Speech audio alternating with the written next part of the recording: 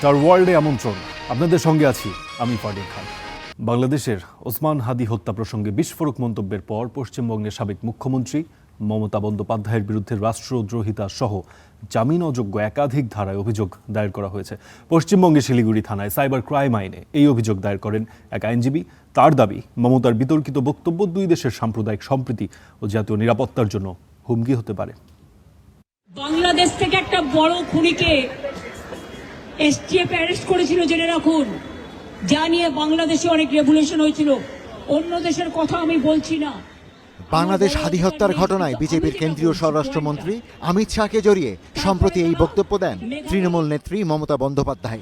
তারপরে home minister নিজে আমাকে ফোন করে বলছেন, আমি এখনো নামটা বলছি না ভদ্রতা করে, বাংলাদেশের লোক উত্তাল হয়ে যাবে। তার ওই মন্তব্যকে ঘিরে পশ্চিমবঙ্গের রাজনৈতিক অঙ্গনে তৈরি হওয়া বিতর্ক এবার আদালতে গড়াচ্ছে। এই বক্তব্যের জন্য তৃণমূল নেত্রী মমতার বিরুদ্ধে রাষ্ট্রদ্রোহিতা সহ জামিন অযোগ্য একাধিক ধারায় অভিযোগ দায়ের করা হয়েছে। কলকাতা হাইকোর্টের জলপাইগুড়ি সার্কিট বেঞ্চের আইনজীবী রিঙ্কু চ্যাটার্জি সিং শিলিগুড়ি থানায় সাইবার ক্রাইমের ধারায় এই অভিযোগ দায়ের করেন। অভিযোগকারীর দাবি, বাংলাদেশের একটি হত্যাকাণ্ড নিয়ে ভারত সরকার ও স্বরাষ্ট্রমন্ত্রীকে জড়িয়ে মমতার এই মন্তব্য দেশের সুনাম ও প্রতিবেশীর সাথে ভারতের সম্পর্ককে ক্ষতি করতে পারে। প্রতিবেশী রাষ্ট্র বাংলাদেশের একটা রাজনৈতিক হত্যা হাদি, তার হত্যা কিন্তু সেই দেশ করেনি, করেছে স্বরাষ্ট্রমন্ত্রকের নির্দেশে। মণিপুর থেকে তাকে এসটিএফ ধরে, তারপরে স্বরাষ্ট্রমন্ত্রকের নির্দেশে তাকে এখানে হত্যা করা হয়, আর ওনাকে ফোন করে বলা হয় সে কথা। অভিযোগে উল্লেখ করা হয়, মমতার বক্তব্য দুই দেশের সাম্প্রদায়িক সম্প্রীতি ও জাতীয় নিরাপত্তার জন্যও হুমকি হতে পারে। এই কারণেই একাধিক ধারায় অভিযোগ দায়ের করা হয়েছে। পরে এটাও বলে, আমার কাছে অনেক তথ্য আছে। মমতার বক্তব্যের নিরপেক্ষ তদন্ত দাবি করেছেন বাদী রিঙ্কু চ্যাটার্জি। আগামী 8 জুন হাইকোর্ট খোলার পর মমতা বন্দ্যোপাধ্যায়ের বিরুদ্ধে গ্রেপ্তারি পরোয়ানা জারির দাবিতে তিনি আদালতে আবেদন করবেন বলে জানিয়েছেন।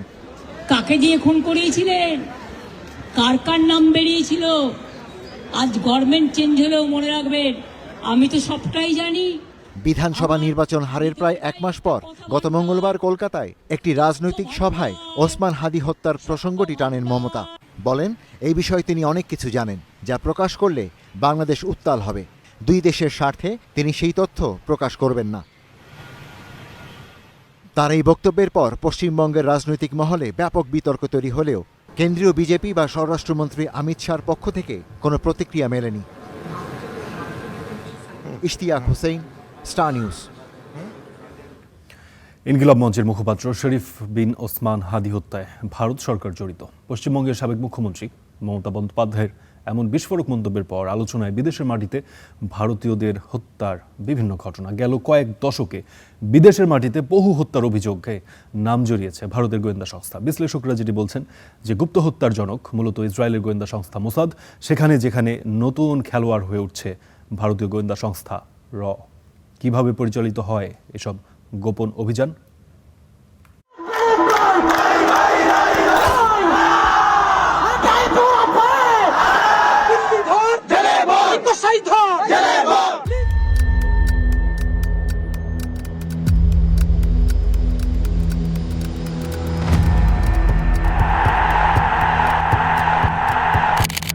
বাংলাদেশে আলোচিত ইনকিলাব মঞ্চের মুখপাত্র শরীফ বিন ওসমান হাদির হত্যার বিষয়ে খোদ ভারত সরকার জড়িত এমন অভিযোগ তুলেছেন পশ্চিমবঙ্গের সদ্য বিদায়ী মুখ্যমন্ত্রী মমতা বন্দ্যোপাধ্যায়। ভারতের স্বরাষ্ট্রমন্ত্রীকে উদ্দেশ্য করে মমতার প্রশ্ন, কাকে দিয়ে খুন করিয়েছিলেন? মমতার এমন বিস্ফোরক অভিযোগের পর নতুন করে আলোচনায় রাষ্ট্রীয় মদদে বিদেশের মাটিতে হত্যাকাণ্ডের বিষয়টি। ইসরায়েলের মোসাদ থেকে শুরু করে যুক্তরাষ্ট্রের সিআইএ, রাশিয়ার গোয়েন্দা সংস্থা কিংবা ভারতের র, বিগত কয়েক দশকে বিদেশের মাটিতে সংঘটিত বহু আলোচিত হত্যাকাণ্ডের পেছনে উঠে এসেছে এসব নাম। কিন্তু কেন রাষ্ট্রগুলো এমন ঝুঁকিপূর্ণ পথ বেছে নেয়? কিভাবে পরিচালিত হয় এসব গোপন অভিযান? আর জাতীয় নিরাপত্তার নামে বিদেশের মাটিতে হত্যার জন্য কী ধরনের মূল্য চুকাতে হয়? তাই জানাবো এবারের স্টার এক্সপ্লেইনডে। সঙ্গে আছে আমি ওমর ইনাম।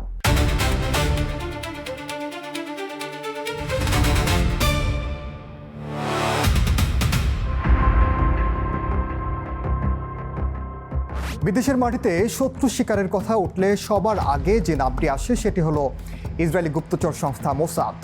1972 সালের মিউনিখ অলিম্পিকে ইসরায়েলি অ্যাথলেটদের হত্যার পর বিশ্বের বিভিন্ন দেশে ছড়িয়ে থাকা অভিযুক্তদের খুঁজে বের করে একে একে হত্যা শুরু করে মোসাদ।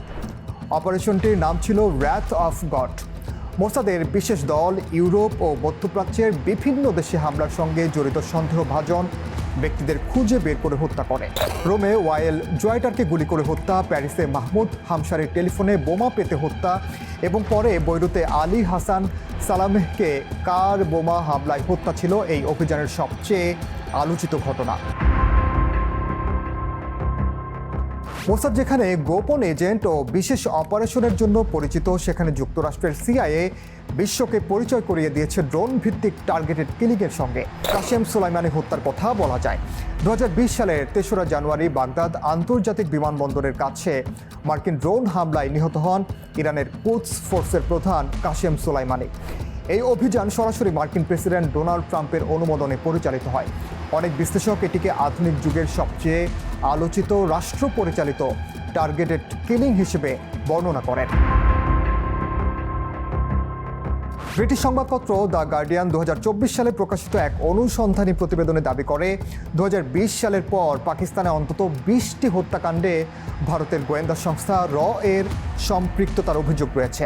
ভারত আনুষ্ঠানিকভাবে এসব অভিযোগ স্বীকার করেনি, তবে দেশটির প্রতিরক্ষা মন্ত্রী রাজনাথ সিং এর বক্তব্য, প্রয়োজনে পাকিস্তানে গিয়েও হত্যা করব, বিষয়টিকে নতুন মাত্রা দেয়। মূলত হরদীপ সিং নিজ্জার হত্যা বিতর্কেই এই মন্তব্য করেন তিনি। খালিস্তানপন্থী নেতা হরদীপ সিং নিজ্জার কানাডায় গুলিতে নিহত হওয়ার পর কানাডা সরকার প্রকাশ্যে ভারতের বিরুদ্ধে অভিযোগ তোলে। পরবর্তীতে যুক্তরাষ্ট্র খালিস্তানপন্থী নেতা গুরুপদ্মবন্ত সিং পান্নুনকে হত্যার একটি কথিত ষড়যন্ত্রের অভিযোগ সামনে আনে। এসব ঘটনা রকে আন্তর্জাতিক বিতর্কের কেন্দ্রে নিয়ে আসে। দীর্ঘদিন ধরে ভারতের গোয়েন্দা সংস্থা র মূলত তথ্য সংগ্রহ ও পাকিস্তানের আইএসআই মোকাবিলায় কাজ করত, কিন্তু গত কয়েক বছরে পরিস্থিতি বদলেছে। বিশেষ করে 2019 সালের পুলওয়ামা হামলার পর ভারতীয় নিরাপত্তা নীতিতে বড় পরিবর্তন এসেছে বলে দাবি করেন অনেক বিশ্লেষক। রাষ্ট্রগুলো এসব অভিযানকে জাতীয় নিরাপত্তার অংশ হিসেবে দেখলেও এর বড় কূটনৈতিক মূল্যও রয়েছে। কানাডায় হরদীপ সিং নিজ্জার হত্যাকাণ্ডের অভিযোগের পর ভারত কানাডা সম্পর্ক তলানিতে পৌঁছায়। একইভাবে রাশিয়ার বিরুদ্ধে বিষ প্রয়োগের অভিযোগে পশ্চিমা দেশগুলো বহু রুশ কূটনীতিককে বহিষ্কার করে। অর্থাৎ একটি সফল গোপন অভিযান সামরিক বা গোয়েন্দা সাফল্য এনে দিলেও তার কূটনৈতিক মূল্য অনেক সময় দীর্ঘস্থায়ী হয়। একসময় উচ্ছেদের বিরুদ্ধে রাস্তায় নামতো যারা, ক্ষমতা পেয়ে এখন তাদের হাতেই উঠেছে বুলডোজার। পশ্চিমবঙ্গে বিজেপি ক্ষমতা আসার পরই শুরু হয়েছে ব্যাপক হকার উচ্ছেদ। এতে নতুন করে সামনে এসছে জীবিকা বনাম নগর ব্যবস্থাপনার সেই পুরনো বিতর্ক। প্রশ্ন উঠছে, শহরকে দখলমুক্ত করার এই উদ্যোগের মূল্য কি তবে দিতে হচ্ছে প্রান্তিক মানুষদের? আধা দিন কি করবে? গ্রেফতার করবে, নিয়ে আসুন। আমি লিডার অব অপোজিশন হিসেবে আমি নিজেও বুলডোজারের সামনে বা পুলিশের সামনে দাঁড়ানোর জন্য প্রস্তুত আছি। বিরোধী দলে থাকাকালীন হকার উচ্ছেদের বিরুদ্ধে এভাবেই সরব ছিলেন শুভেন্দু অধিকারী, কিন্তু ক্ষমতার পালাবদলের পর সেই শুভেন্দুর আমলেই পশ্চিমবঙ্গ জুড়ে চলছে বুলডোজার অভিযান। হাওড়া, শিয়ালদাহ থেকে দমদম, যাদবপুর, বনগাঁ কিংবা সোনারপুর রাজ্যের ব্যস্ততম স্টেশনগুলোতে কয়েক সপ্তাহ ধরেই চলছে উচ্ছেদ অভিযান। শুধু রেলের জমি নয়, জাতীয় ও রাজ্য সড়কের পাশের অবৈধ দোকানপাটও ভাঙা হচ্ছে প্রশাসনের তত্ত্বাবধানে। অবৈধ কাঠামো ভেঙে ফেলায় বহু গুরুত্বপূর্ণ এলাকায় দীর্ঘদিন পর ফিরে এসেছে যান চলাচলের জায়গা। তবে বিতর্কও বাড়ছে সমান তালে। উচ্ছেদের ফলে রাতারাতি কর্মহীন হয়ে পড়েছেন হাজারো ক্ষুদ্র ব্যবসায়ী।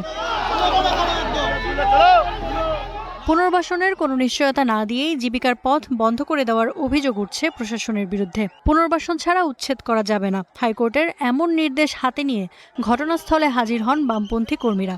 আদালতের নির্দেশ দেখানোর পর অভিযান স্থগিত করে পিছু হটতে বাধ্য হয় প্রশাসন।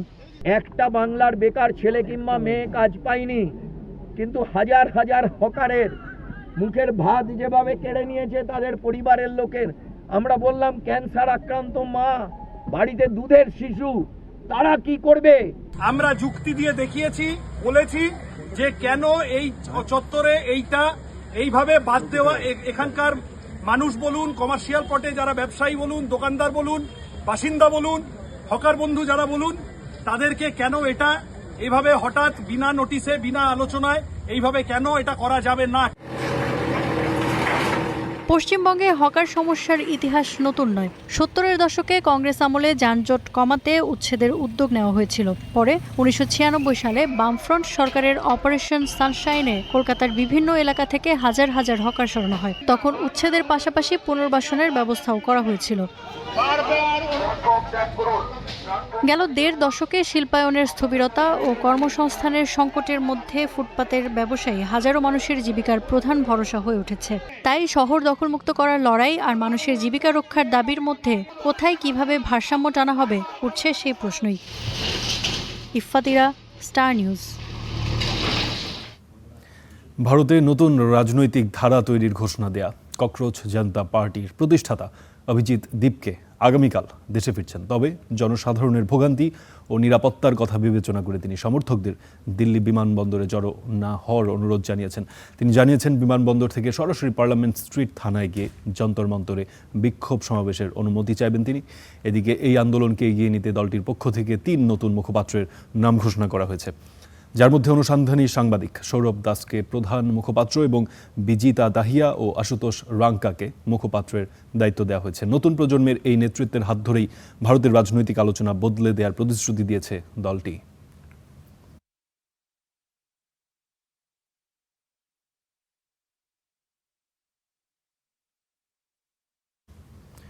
ভারতে চিকিৎসা করাতে গিয়ে অগ্নিকাণ্ডে প্রাণ গেল নুরুল আমিন নামের এক বাংলাদেশির। নয়াদিল্লিতে আবাসিক হোটেলে ভয়াবহ অগ্নিকাণ্ডের দগ্ধ হয়েছিলেন তিনি। পরে চিকিৎসাধীন অবস্থায় তার মৃত্যু হয়। ওই ঘটনায় আহত হয়েছেন আরও 4 বাংলাদেশি। গত বুধবার রেস্তোরাঁ ও হোটেল বিশিষ্ট ওই ভবনটিতে আগুন লাগে। এতে নিহতের সংখ্যা বেড়ে দাঁড়িয়েছে 22 জনে। নিহতদের মধ্যে 9 জন ভারতীয় ছাড়াও মোজাম্বিক, লাইবেরিয়া, নাইজেরিয়া ও উজবেকিস্তানের নাগরিকরাও রয়েছেন।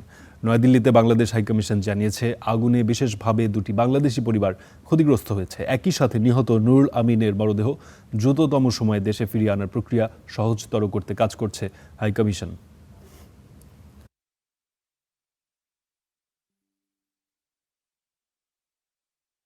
লেবানন ও ইসরায়েলের মধ্যে হওয়া নতুন যুদ্ধবিরতিকে প্রহসন বলেছেন এবং প্রত্যাখ্যান করেছে ইরান সমর্থিত হিজবুল্লাহ। সব ইসরায়েলি সেনা প্রত্যাহার না করা পর্যন্ত এই লড়াই চালিয়ে যাওয়ার ঘোষণা দিয়েছে এই গোষ্ঠীটি। যুদ্ধবিরতিতে সম্মত হলেও ইসরায়েল তাদের হামলা থামায়নি এবং এর জবাব হিজবুল্লাহও দিচ্ছে। অন্যদিকে লেবাননের সংঘাত বন্ধে নেতানিয়াহু ও হিজবুল্লাহর সঙ্গে আলোচনা হয়েছে বলে জানিয়েছেন মার্কিন প্রেসিডেন্ট ডোনাল্ড ট্রাম্প, এবং আজ আবারও শান্তি আলোচনায় বসতে যাচ্ছে যুক্তরাষ্ট্র ও ইরান। যুক্তরাষ্ট্রের মধ্যস্থতায় নতুন যুদ্ধবিরতিতে সম্মত হয় ইসরায়েল ও লেবানন সরকার। তবে নতুন এই যুদ্ধবিরতি লঙ্ঘন করে লেবাননে হামলা ও সামরিক অভিযান আরও বাড়িয়েছে দখলদার বাহিনী। বৃহস্পতিবার সারাদিন দক্ষিণ লেবাননের বিভিন্ন এলাকায় একের পর এক প্রাণঘাতী হামলা চালিয়েছে ইসরায়েলি বাহিনী। লেবাননের রাষ্ট্রীয় সংস্থা জানিয়েছে, তাইরের শহরের 4টি ক্ষেপণাস্ত্র হামলা হয়েছে। এতে নিহত হয়েছে 4 জন। স্বাস্থ্য মন্ত্রণালয়ের তথ্যানুযায়ী গত 2 মার্চ থেকে শুরু হওয়া ইসরায়েলি হামলায় এখন পর্যন্ত প্রাণ গেছে 3,526 জনের, আহত আরও 10,733 জন। এমন যুদ্ধ পরিস্থিতিতে দক্ষিণ পূর্ব লেবাননের মারজাউন এলাকায় মর্টার হামলায় নিহত হয়েছেন জাতিসংঘের শান্তিরক্ষী বাহিনীর আরও 1 সেনা, আহত আরও 2 জন। নিহত শান্তিরক্ষী সার্বিয়ান নাগরিক ছিলেন। হামলার তদন্ত করা হচ্ছে বলে জানিয়েছে জাতিসংঘ। লেবাননে আমাদের জাতিসংঘ শান্তিরক্ষা বাহিনীর আরও একজন সদস্য নিহত হয়েছেন। তিনি সার্বিয়ার 27তম মেকানাইজড ব্যাটালিয়নের সার্জেন্ট ছিলেন। এই ঘটনার নিন্দা জানিয়েছেন জাতিসংঘ মহাসচিব। লেবাননের সংঘাত বৃদ্ধির পর এ নিয়ে 7 জন শান্তিরক্ষী নিহত হয়েছেন। আমরা জোর দিয়ে বলছি, এসব হত্যাকাণ্ড যুদ্ধাপরাধ। এদিকে বৃহস্পতিবার দক্ষিণ লেবাননে ইসরায়েলি বাহিনীদের লক্ষ্য করে একাধিক ক্ষেপণাস্ত্র হামলা চালিয়েছে হিজবুল্লাহ। এতে 1 ইসরায়েলি সেনা নিহত হয়। ইসরায়েল ও লেবানন সরকারের মধ্যে হওয়া নতুন যুদ্ধবিরতিকে প্রহসন বলে প্রত্যাখ্যান করেছে ইরান সমর্থিত গোষ্ঠীটি। হিজবুল্লাহ প্রধান নাইম কাশেম সতর্ক করে বলেছেন, ইসরায়েল যতদিন লেবাননে বোমা হামলা চালিয়ে যাবে ততদিন উত্তর ইসরায়েল হিজবুল্লাহ যোদ্ধাদের লক্ষ্যবস্তু হয়ে থাকবে। তবে হিজবুল্লাহ প্রধানকে পাল্টা জবাব দিয়েছে দেশটির প্রধানমন্ত্রী নওয়াফ সালাম।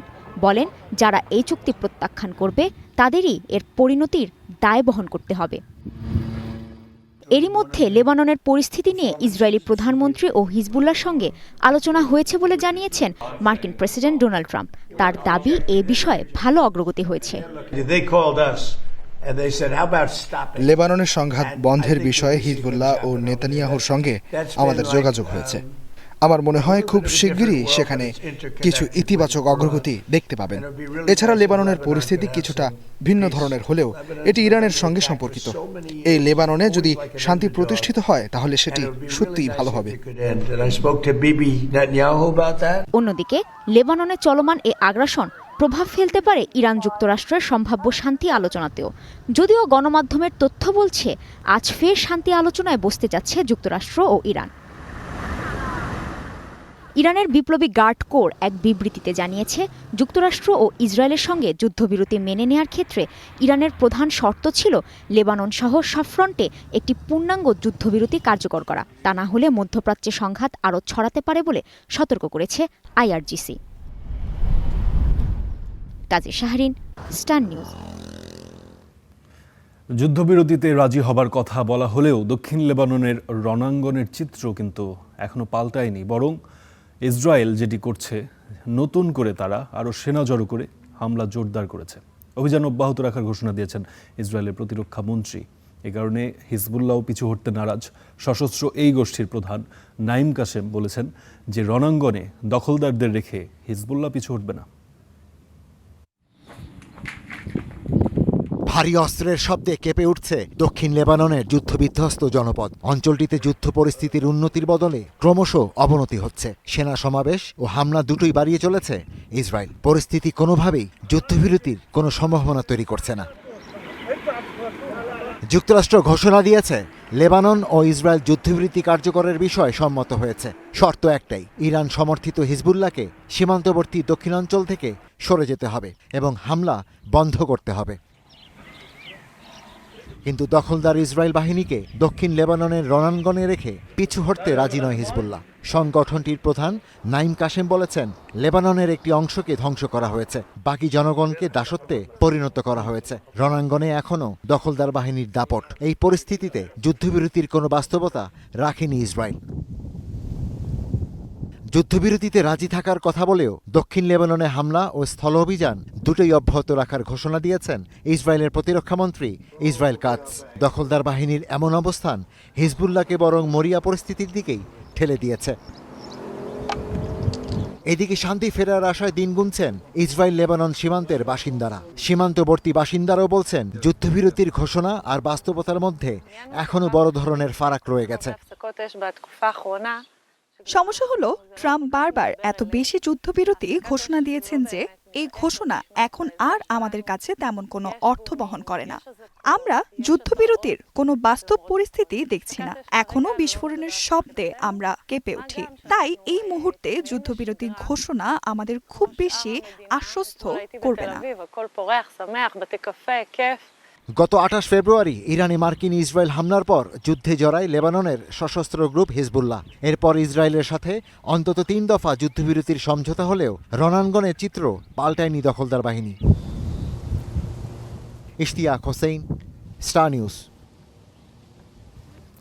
ট্রাম্পের চরম ক্ষোভের পরও থামেননি ইসরায়েলি প্রধানমন্ত্রী বেনিয়ামিন নেতানিয়াহু। অব্যাহত রেখেছেন লেবাননে হামলা ও বিভিন্ন এলাকার সেই দখলদারিত্ব। কিন্তু নেতানিয়াহু তার সরকারের এমন যুদ্ধনীতির পেছনে কারণ কি?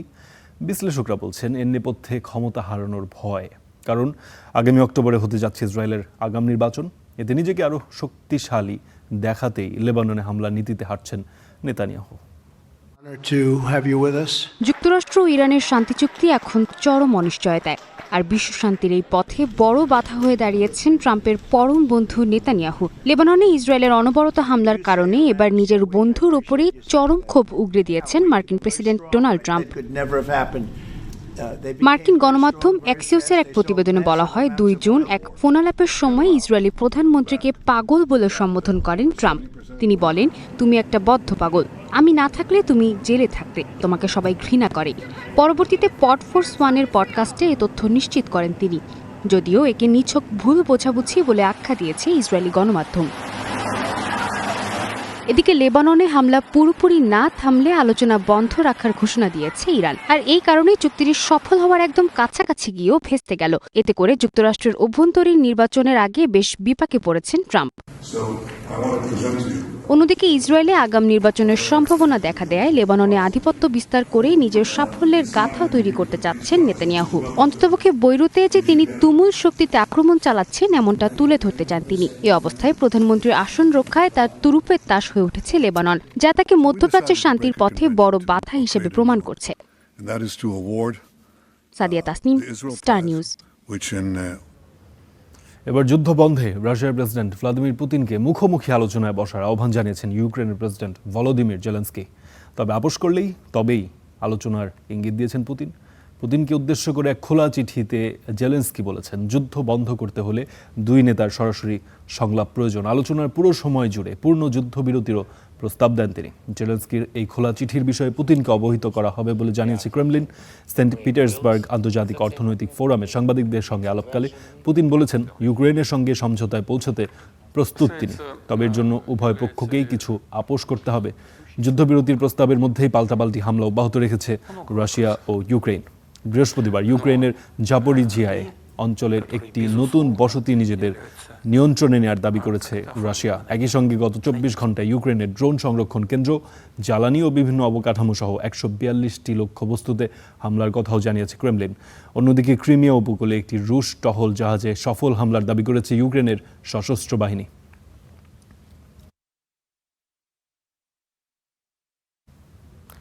জাতিসংঘ নিরাপত্তা পরিষদের অস্থায়ী সদস্য নির্বাচিত হলো নতুন 5টি দেশ। 2026-27 সালের জন্য নির্বাচিত দেশগুলো হলো বাহরাইন, কলম্বিয়া, কঙ্গো, লাটভিয়া ও লাইবেরিয়া। 2 বছরের জন্য দেশগুলো অস্থায়ী সদস্যের মর্যাদা পাবে। তবে ভোটাভুটিতে হেরে গিয়ে ছিটকে পড়েছে ইউরোপের শক্তিশালী দেশ জার্মানি। তারা পেয়েছে 104টি দেশের সমর্থন। দেশের অভ্যন্তরীণ রাজনীতিতে এটি জার্মান চ্যান্সেলর ফ্রিডরিখ মেটসের জন্য একটি বড় ধাক্কা হিসেবে দেখা হচ্ছে। এই পরিস্থিতির জন্য ইউক্রেন ও ইসরায়েলের প্রতি জার্মানির অকুণ্ঠ সমর্থনকেই দায়ী করা হচ্ছে।